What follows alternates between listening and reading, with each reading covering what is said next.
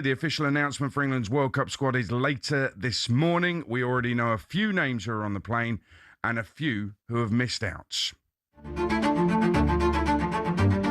Dust off your passports, pack your suitcases. England are on their way. I strongly believe in the players, and I think everything is possible, but we have to make it possible. Trench to hit, you'd think, right foot in. Oh, brilliant. I just don't think we're good enough as a country in that position to turn down Trent. Harry Maguire will not be named in England's World Cup squad. I'm shocked by it. The 10 row, Palmer, Rodgers, Foden.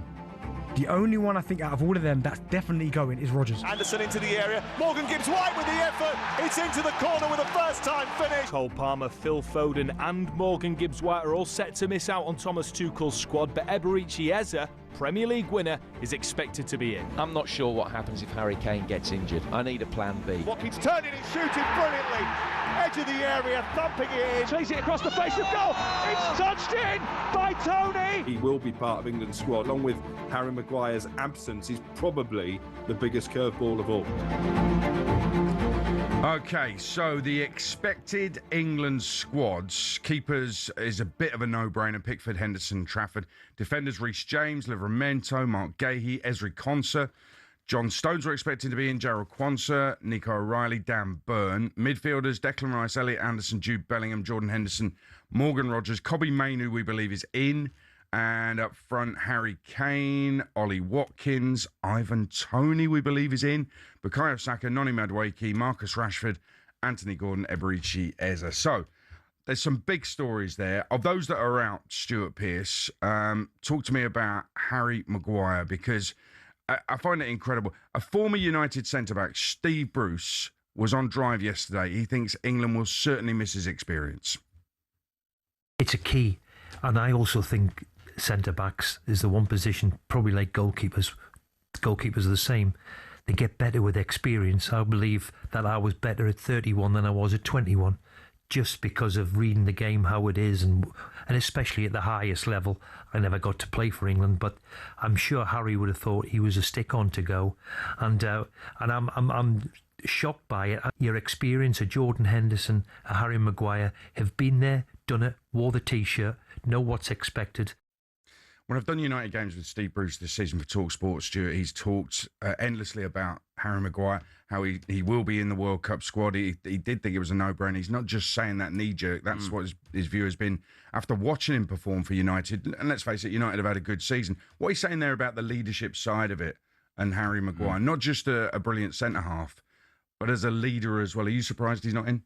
I am a little bit. I've got to say, I've always been a big fan of Harry Maguire. Even when in his down times, when there was a lot of criticism, fans giving him criticism, that type of thing.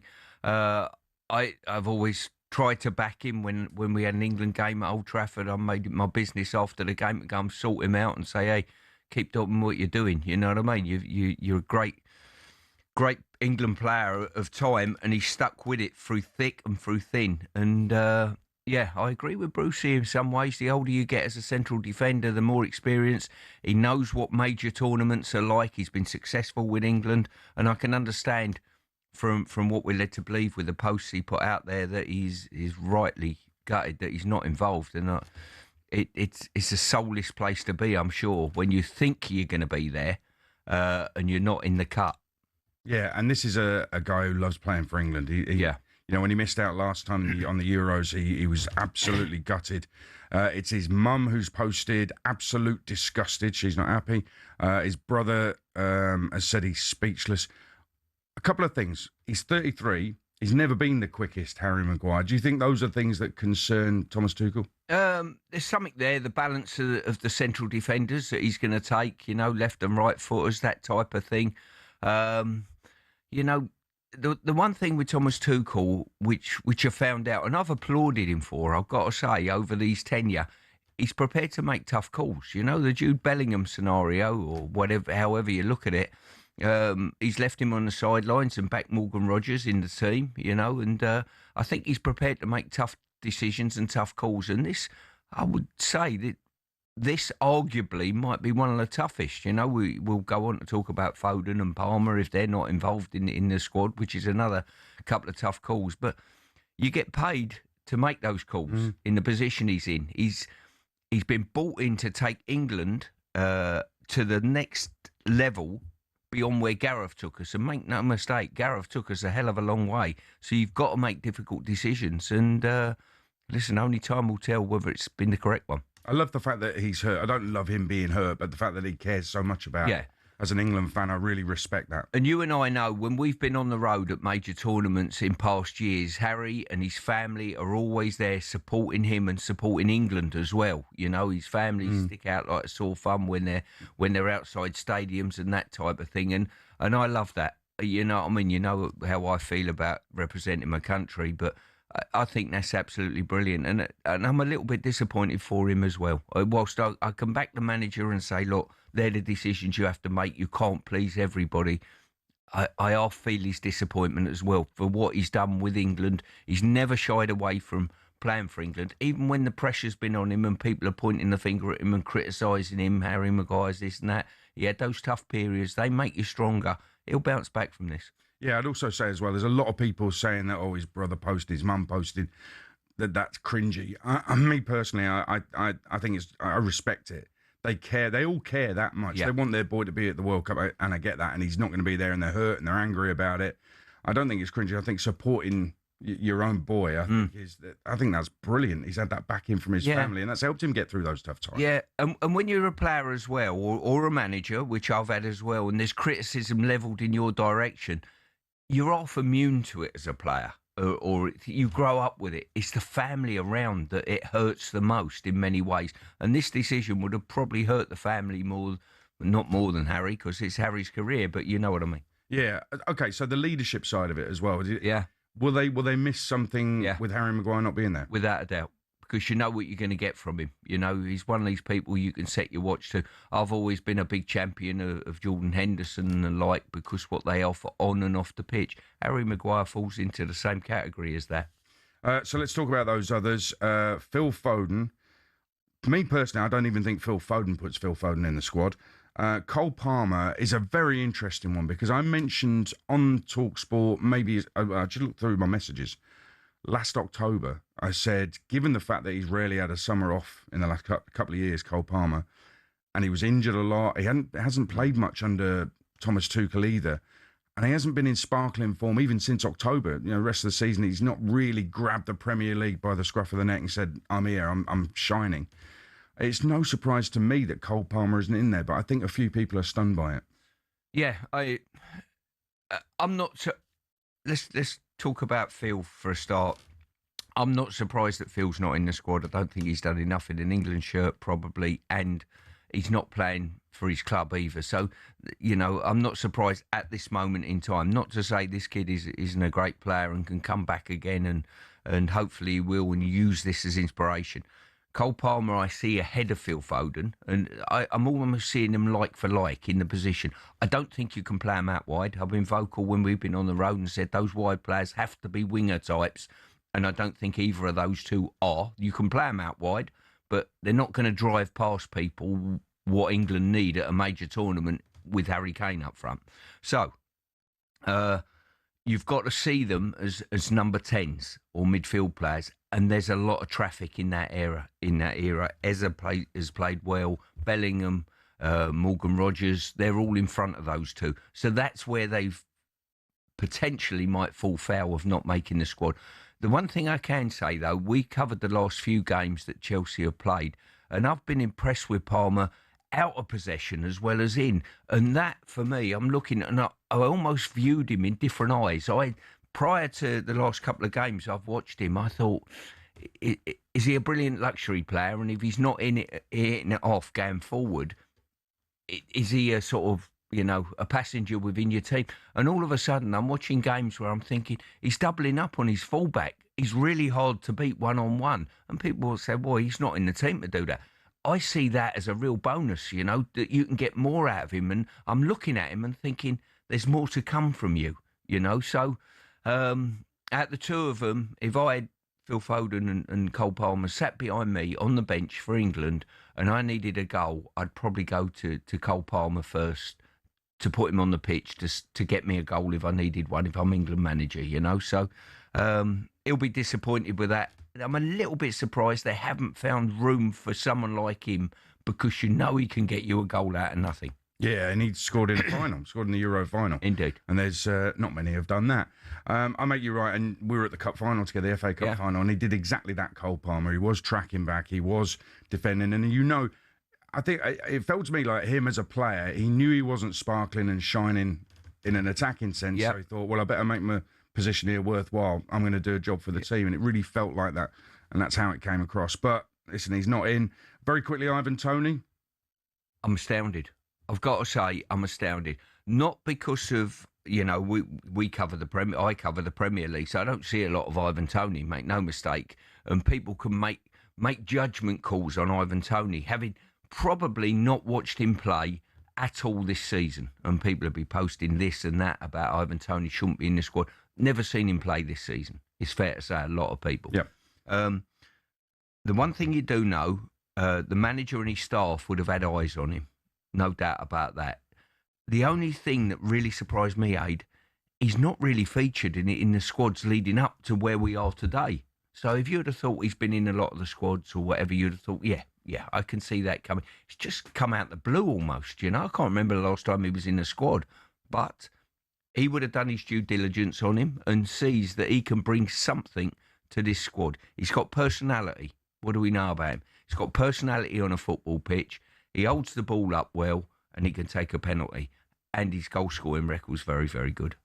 2 little clips I've seen of him recently in Saudi football. He's missed a penalty, and he was winding up Cristiano Ronaldo. And I'm here for it. I'm absolutely Well, here. say, tick one of the boxes, OK? He's got personality, but he's no good at penalties, we're saying. I'll take his penalty record, even though he did miss one. On the back pages, it is all about England. I mean, I've done it.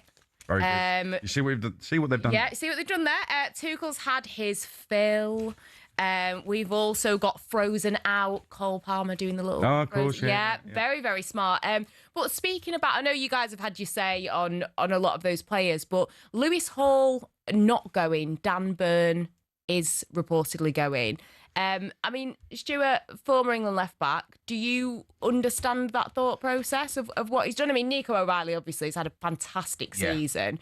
But yeah, would you have gone with Lewis Hall? I think his form's dropped away quite drastically, you know, towards the back end of the season. I think around the Christmas time period, he had a really halcyon time, and you thought, well, he's definitely in the equation, and his form's dropped away quite drastically. And I think O'Reilly has really nailed the position, if truth be known. I think we all know that he's probably the number one choice. The fact that defensively he's certainly adequate, and beyond that, he'll get you a goal as well. What do you think about the way that all of this news has come out, the leaks and stuff like that? Do you think it's a bit much, or do you like the fact that people are hearing things before it's officially announced? I'm one of these. It was dropping it on our sort of website that we do, you know, a little group chat thing. So, as you can see, I'm not a social media guru. I'm happy to wait till the morning, you know what I mean? And I think what's like happened Day, isn't it? I don't want to unwrap my presents Christmas Eve. Yeah. I'm really happy to wait till this morning and see how it goes. But what I think's happened, so it seemed on the timeline that come to me, the Harry Maguire thing happened. And I don't know whether the rest of the players thought, or if Harry's going to turn around and say he's not in, then I'm going to vent as well. And how did you find out when you were picked? Was it quite far in advance before it was announced officially? I remember there was a slightly long squad when we were away in camp leading up to 1990 World Cup was the first time I went and got picked.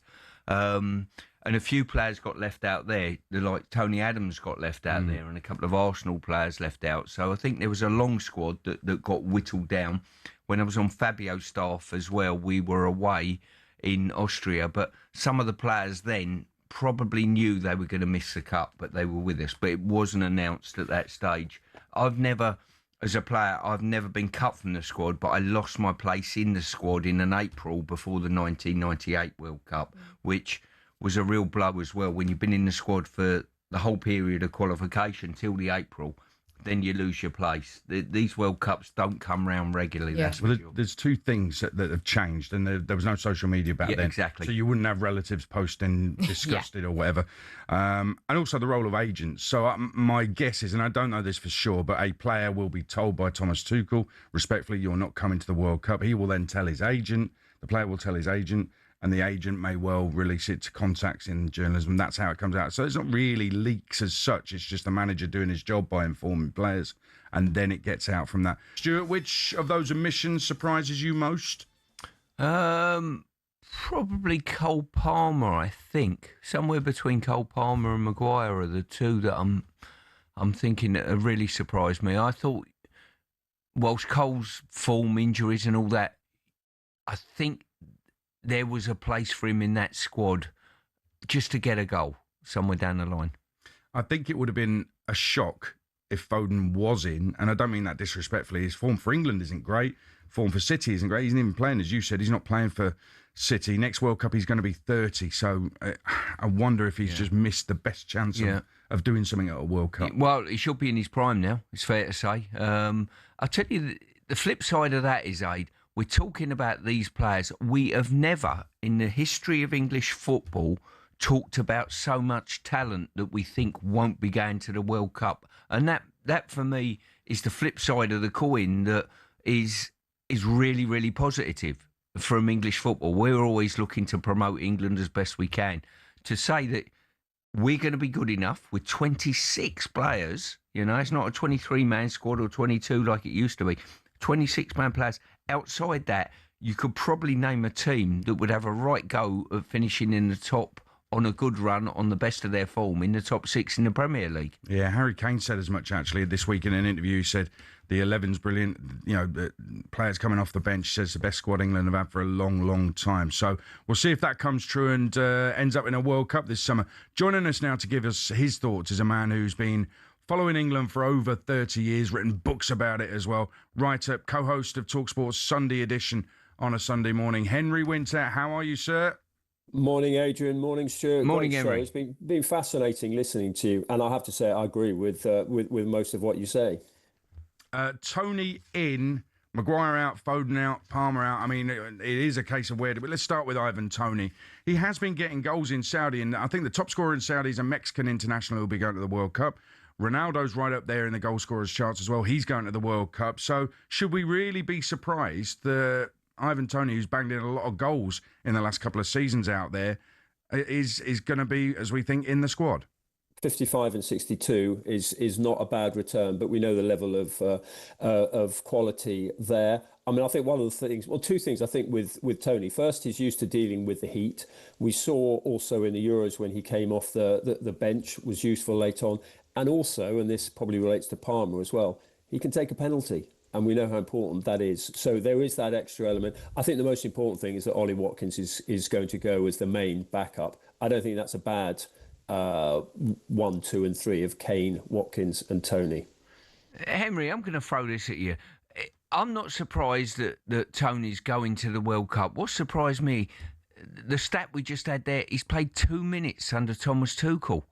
How can you only play 2 minutes under a manager who's been in post over a year now or whatever? And I'm astounded by that. I really am. How he hasn't been picked more regularly or played more regularly.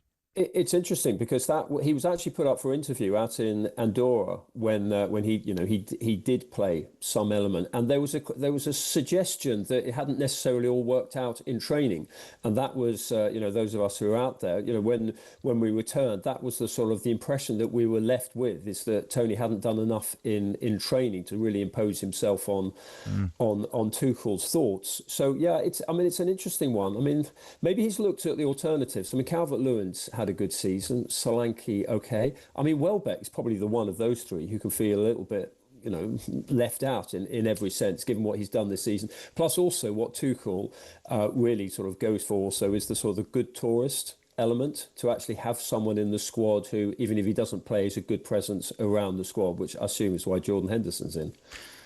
All of the leaks that have come out and the players we think are in and are out, and it'll all be confirmed later, Henry, we know that. But the belief is that there's one place that hasn't been confirmed, and it will go to either Miles Lewis-Skelly, James Garner, or some are saying Trent Alexander-Arnold. Now, I think there's more chance of me getting in Tuchel's squad than Trent Alexander-Arnold. But anybody who listens to Sunday Edition knows you love Trent Alexander-Arnold. So I'm assuming you're clinging on to that hope that Trent will be in.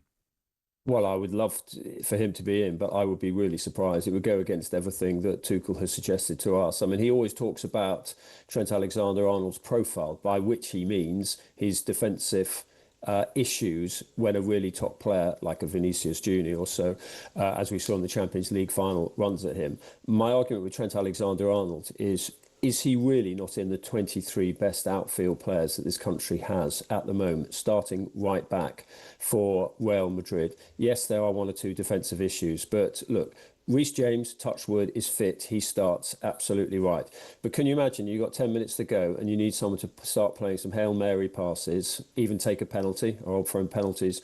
And, you know, he can play those switches. Trent Alexander-Arnold is a match winner. England don't really have too many truly world-class talents. Jude Bellingham, Harry Kane, absolutely up the top of it.